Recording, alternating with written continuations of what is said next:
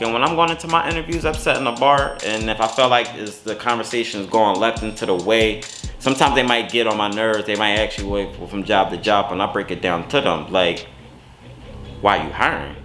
And some of them, well, I was looking for a job, but you applied, but you called me. You see how I go back? They ask me stupid stuff, I give them stupid answers. Don't worry about my job.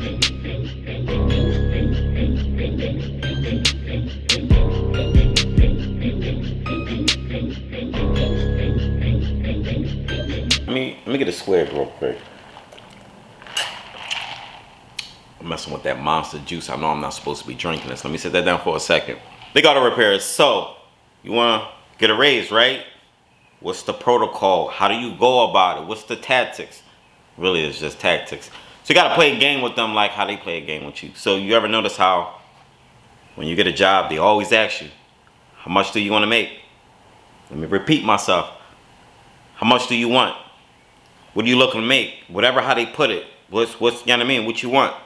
You give them that number, right? And y'all shake hands on it, right? So that's what you make. That's what you negotiated. So let's fast forward in the future. You felt like you did a good job, right? You've been busting ass, right? So you want more money, right?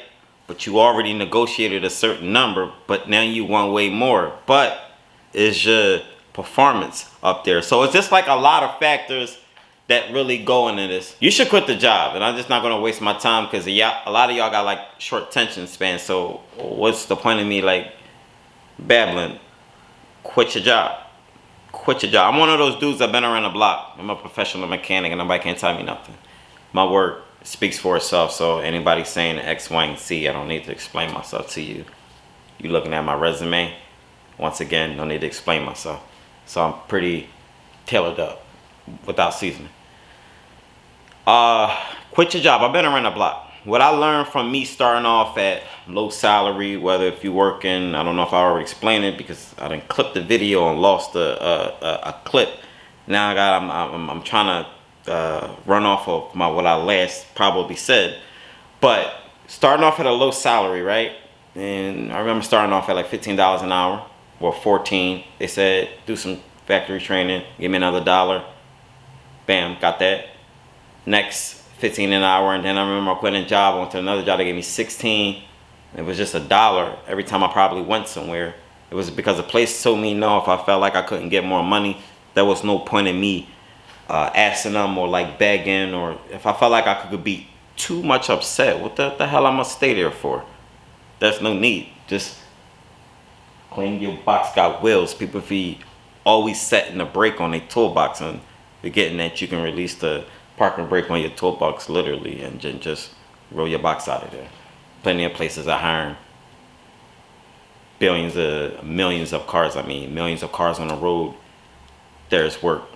Not everybody like wants to do it. You understand what I'm coming from? I'm trying to talk to you like in a calm voice or whatever because I'm a little not exhausted, but how can I say this?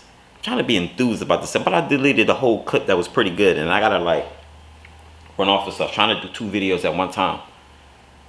So working your way up, like I said, from 14 to 20 takes a bit. That takes years. And you got to treat it like any other career. You can't just jump into something at a young age and trying to get X, Y, and Z. Unless you know for sure that you can back that up. I don't know. I was like a different breed. But I know I can't get it here. I'm moving to another place or whatever. So I'm past 20. I'm going, still not liking it, but I'm still moving the same mentality, move from job to job. And people are judging me going from job to job, and I understand that a lot of people can, quit a job, go by this protocol, go by this, da-da-da. There ain't no damn protocol when you're trying to make money. You hungry. You're really not. You get what I'm saying? Go get the bread. So that's literally how it is. Go get a mentality. So, and like I said, we're not wasting time in any. No wasting time. So for me, getting past 20 wasn't like as hard, but when you start trying to get to the 25 bracket, like 22, 23, and then 24, you're right there at 25. Even that might take a bit, but that's when you get more experience later down the line. Maybe like 5 or 6 years having that experience, you could probably think 25 plus a little bit. And think most people probably gonna get 30. unless that you some type of rocket science or some nerd where you was just de-sucking a manager, or somehow you just lied to his ass and told him you just a super ass mechanic, but you have less time on this planet, but you know everything. So you see where we going with this. It's just like a lot of like bad management, that people just can't call out stuff, and people give the authority to the wrong person. People don't really know how to look for talent. They really don't. They just want you to turn a wrench, produce money, but the real talent is the one that's not easy to find. You literally have to go find it. I'm one of them. But a lot of places I had to keep to myself, and I know for a fact that I go in there with intentions that I cannot excel to the top and bypass a lot of people. You got roadblocks, you got seniority, they just put, it's a step process. You can't get through there. No, if you just want your money and you just want to excel, I wouldn't even try to like stay there, because that's going to stunt your growth. You don't want to stunt your growth. So the easiest thing for me that I always felt like was to do was just to go to another job, get more money. Every time I went to a job, they always asked me, and this is very important, how much you looking to make? And that really means that, because if you tell them you want to make $20 an hour, don't expect to get 25 anytime soon, or 22. You might be lucky to get $1 or 50 cents, but don't be pressing it. If you go in and ask him for 25, you know you can be plus or minus. He might low you and be like 23, but if you do training X, Y, and Z, I'll give you $2. But if you flag these hours, you automatically give you extra incentive, $1 towards you. They always try to throw you an incentive or something to get the back door, gotta backdoor you on something to make your obstacles a lot harder for you. Don't be falling for none of those traps with like the managers. Just go in there and say what you want. If you say you good, then you know is the balls in your court. If you're not that good, but you need to lie to make it seem like you good, then you're easily seen. So you ain't gonna be negotiating no damn money. You need to carry yourself and talk appropriate, and your maturity level needs to come correct. They always want to know about you. That type of person during the interview process, and they be like, tell me something about you. And you can't explain yourself. You stutter. You can't make proper eye contact. When the conversation gets dry and there's a gap and he don't know what to say to you, but you going off him, so you just quiet in return. And you being shy, I clearly you're not outspoken. And it really means that you're not outspoken. When I'm going into my interviews, I'm sitting in a bar, and if I feel like the conversation is going left into the way, sometimes they might get on my nerves. They might actually wait from job to job, and I break it down to them. Like, why are you hiring? And some of them, well, I was looking for a job, but you applied, but you called me. You see how I go back? They ask me stupid stuff, I give them stupid answers. Don't worry about my job.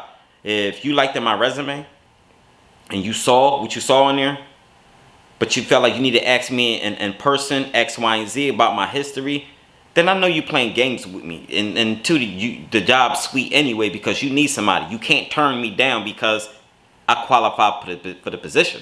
State inspection license, 609. I got certs if needed. I'm factory training. I can go to a dealership, can't really turn me down. If I go back to like a Chevy, Cadillac, or Buick GMC dealership, they're not gonna like turn me down. I won't go back to the same places I went to, but I'm pretty sure if I go to a different one, I can go to any other state. Yeah, they hire me. Why? I'm got credentials basically. It doesn't matter what level you are. You that's where you are. That's what you are. They're gonna hire you. So for me, and I got like specific training with transmissions and stuff. So when I know I can do things specifically, specific skill set, if I can do engine tear downs, how can I say this? Like, I'm a line tech. What do I consider myself? In my eyes, I'm a master tech, but I'm not going to sit there and argue with nobody. But if you want to just be technical, I just consider myself an A tech, a line tech, a specialized. I can do transmissions, tear downs, specialize in like certain repairs and tricky stuff, long, hard stuff, project type stuff. Yeah, I'm that guy, and I'm pretty good with like diagnostic. Give it some time and space. I'm pretty savvy with my brain. I usually take work home or whatever. When you got a mentality like that, and the reason why I was drifting off and try to put us back in position, talk about money and growing, but you see how I gave you a little timeline of me, or just a little description of my background, because I have these attributions, or I got stuff to bring to the table. You can't play with me in negotiation. On my resume, I put my social media, my Instagram and my YouTube. I got hired enough times from places that seen these things. I worked in dealerships with people who didn't know me, but they saw some of my videos randomly searching, and they saw me and started being more friendly or acting weird. And some of them try to like, people try to like play with you a little bit. They think it's funny when you do your own thing, like you something to watch. I mean, you watching me, right? I'm not watching you. So something about me that you, and I work with you. Don't get it twisted with me. Don't play with me. Still be respectful, but don't play with me. There's a lot of them gonna try to play you and try to like doubt you. Just don't worry about stuff like that. Usually when I work in places, I try to only care about myself making money. So I literally worry about that. That's what you do. But my skill set I bring to the table. So if someone's asking me, if I'm asking for 35, I'm not gonna get 35. I'm out the door. If you tell me you give me 34, but 6 months later down the line, you give me extra money, I'll take it. You offer me more.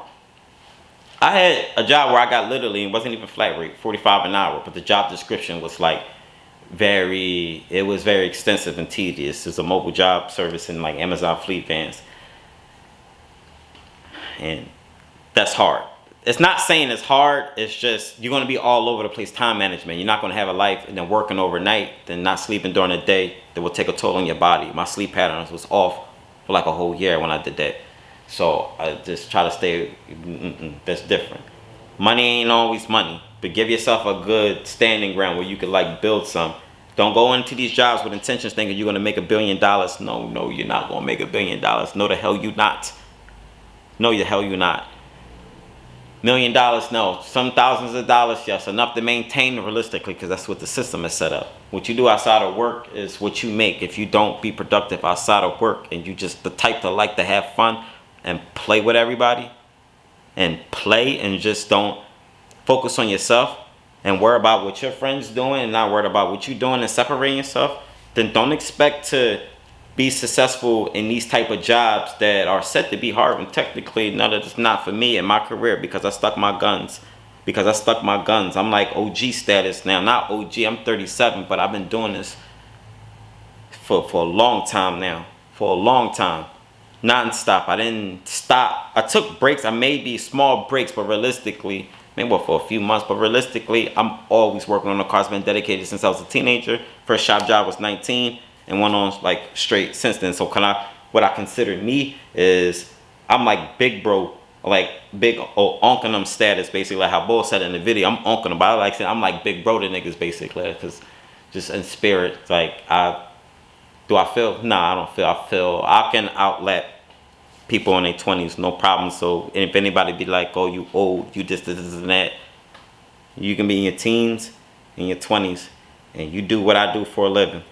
I can outlap you. I'll treat this like basketball. You will get dunked on every time. Every time. Every time. So it means exactly that you won't stop me from getting to the basket. This is my territory, and I literally guard this shit, right? So I have that mentality. So that's just how it is. If you want to raise, it takes a lot. If you're not outspoken, it's just everything I'm saying. If you pay attention, I know I was rambling all over the place, but you really need to take it for a grain of salt. Literally listen to it for what it is.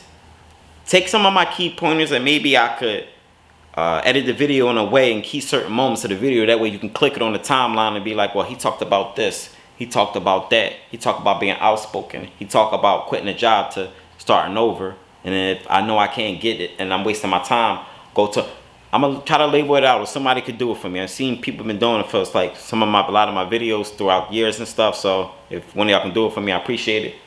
But I don't want to like get yap too much, 'cause I know your attention span is off, so I'll try to keep the video less than 15 minutes. Anybody need like consultations or I don't know, you want to need help stepping up your game, turn wrenches faster, get jobs done? What if the job is too hard? How can you execute? How can you learn how to do this job? How can I train to do this? How can I want to specialize in that, in X, Y, and Z or whatever, and everything you probably wanted to do car-wise. I've done it already or want to do, or I don't know how can I say it. I've been there already. So if you need me, big bro got you. We do consultations. They're not free. Oh, a small charge. But that's like you if you go to college, you go to school. technically you pay for the wrong information. You went to school for cars, they gave you some information, but they didn't give you my information. I'm the one who literally did this. So you need to get it from somebody who literally lived this. I've been in the game for a minute. You can take my advice. I'm owning them. I'm professional. Hear me out. So consultation come with like a small fee. Hit me up, Leekautorepair.com, or hit me up at Instagram at Leekautorepair. Anybody need like reviews and stuff like that, like products and stuff, because I do get some, I kind of ignore them. But if you got something legit and it's basic, make it car wise and make it viewable for the people. I'm not just gonna like, you know, do like a promotion for any, no. Give me a good product, like a scan tool or something like that, or something, I don't know. Give me something good. Or dash cam or whatever. Reviews, whatever, Leekautorepair.com. I try to post more videos like this, and I don't want to get into like ranting because I'm kind of tired. I'm kind of mad I lost my first clip. So I'm Leekautorepair. Hit the like button, hit the subscribe button, and I'll holler at you on the next video.